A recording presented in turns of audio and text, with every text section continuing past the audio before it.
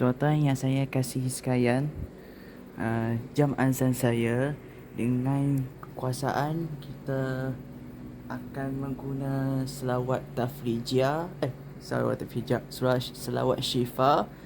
Dia macam dia punya Ustaz Aiman Ridwan. selawat syifa. Allahumma salli ala Muhammad طب القلوب ودوائها وعافية الأبدان وشفائها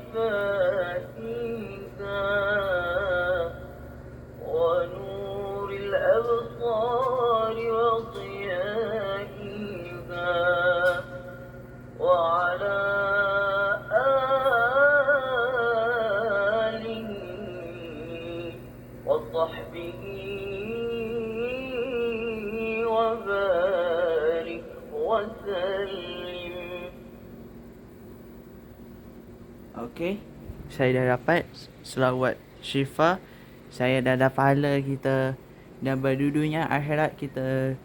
Dan kalau sungguh-sungguh kita akan selawat syifa kita yang lebih kita akan sangat akan Ustaz Aiman Ridwan. Okey, sekian. Assalamualaikum.